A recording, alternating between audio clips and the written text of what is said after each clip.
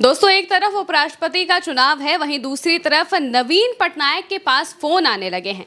ये फोन उपराष्ट्रपति के चुनाव से ही जुड़े हैं और कहा जा रहा है कि नवीन पटनायक इसे समर्थन देंगे। इस पर बहुत बड़ी बहस छिड़ी हुई है। चंद्रकांत जी, आखिर नवीन पटनायक के पास अचानक से इतने फोन क्यों आने लगे हैं? देखिए, नवीन पटनायक जी अस्वस्थ हैं, वो जल्दी स्वस्थ हों, हम भी इसकी कामना करते हैं। लेकिन नवीन पटनायक के पास एक ऐसी चीज़ है जिसके लिए कांग्रेस भी परेशान है और बीजेपी भी परेशान है। लेकिन नवीन पटनायक, बीजेडी उनकी पार्टी है, लोकसभा में उनके पास कोई सदस्य नहीं है, लेकिन राज्यसभा में नवीन पटनायक के पास 8 सांसद हैं। और अभी के हालात में, अभी के समय में नवीन पटनायक ना तो एनडीए के साथ हैं, ना तो इंडिया के साथ हैं। मौजूदा स्थिति यह है कि नवीन पटनायक अस्वस्थ हैं। लेकिन सवाल यह है कि उनके जो 8 सांसद हैं, जो 8 राज्यसभा सांसद हैं, जो 8 वोट हैं, वो क्या करेंगे। और इसी वजह से आप देखिए कि वो भारतीय जनता पार्टी जिसने ओडिशा की राजनीति में नवीन पटनायक को नेपथ्य में भेजने का काम किया, वो भारतीय जनता पार्टी आज नवीन पटनायक के हालचाल ले रही है। आप जानती हैं, राजनाथ सिंह जो देश के रक्षा मंत्री हैं, वो इस उपराष्ट्रपति चुनाव में एनडीए की तरफ से पर्यवेक्षक बनाए गए हैं। चुनाव को वो एज अ ऑब्जर्वर देख रहे हैं और उन्होंने नवीन पटनायक से संपर्क करने की कोशिश की। उनके जो आसपास के तमाम नेता हैं, उनसे संपर्क करने की कोशिश की और ये भी कहा कि नवीन पटनायक जल्दी स्वस्थ हों, हम इसकी कामना करते हैं। नरेंद्र मोदी, प्रधानमंत्री नरेंद्र मोदी का भी फ़ोन पहुंचा है नवीन पटनायक के परिचितों के पास। इस बात की भी आशंका जताई जा रही है, लेकिन इस फ़ोन कॉल का कोई फ़ायदा हुआ नहीं है।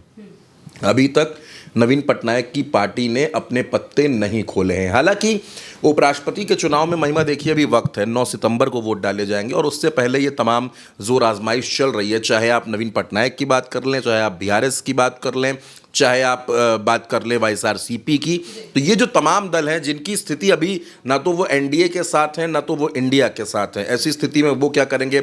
और मैं आपको ये भी बता दूं कि तकरीबन जो नंबर है, 10 के करीब सांसद हैं जो निर्दलीय हैं, तो उनकी भी भूमिका बड़ी इंपॉर्टेंट हो जाती है।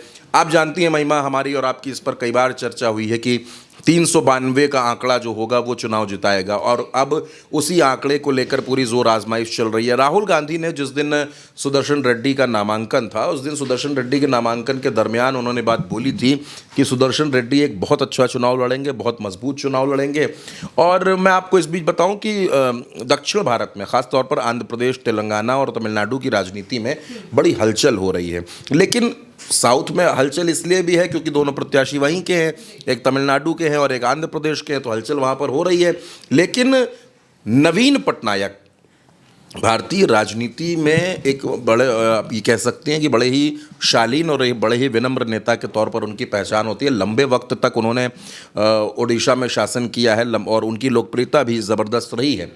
और अब नवीन पटनायक चूँकि अस्वस्थ हैं और जाहिर सी बात है कि जो एनडीए है वो ये चाहता है कि नवीन पटनायक हमारे साथ रहे, क्योंकि नवीन पटनायक अटल जी के दौर के नेता हैं। अटल जी के साथ वो राजनीति करते थे और बड़े सिद्धांतों वाले नेता हैं। तो अब ऐसे में नवीन पटनायक क्या करेंगे? क्या नवीन पटनायक को वो अपने ज़ख्म याद आएंगे जो उनको मिले, जो उनके साथ हुआ, एनडीए ने जो किया, जिस तरीके से ओडिशा में उनकी पार्टी की स्थिति हुई, पार्टी में तमाम तरीके के विद्रोह हुए।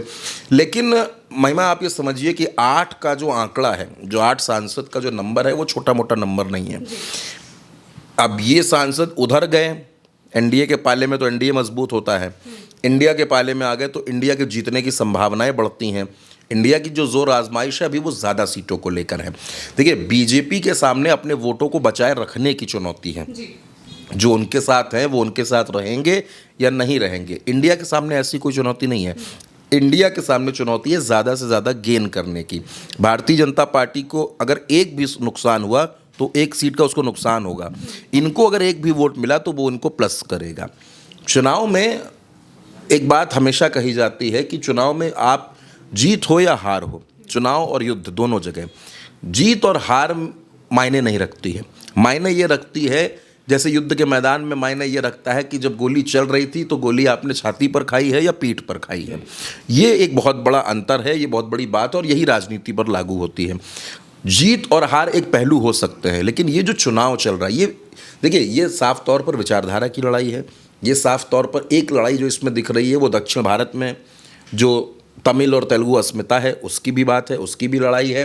और ऐसे में इम्पॉर्टेंट किरदार, आप जिसको कह सकती हैं कि की फैक्टर, हालांकि इस पूरे चुनाव में की फैक्टर बहुत ज़्यादा है। शिंदे भी इम्पॉर्टेंट है, चिराग भी इम्पॉर्टेंट है और नवीन पटनायक नीतीश कुमार, चंद्रबाबू नायडू, सभी इंपॉर्टेंट हैं, लेकिन जो फोकस किया जा रहा है, फोकस ऐसे लोगों पर किया जा रहा है जो अभी न्यूट्रल हैं, जिन्होंने अपने पत्ते नहीं खोले, जिन्होंने अपना रुख साफ नहीं किया। और वैसे में नवीन पटनायक एक बड़ा किरदार है।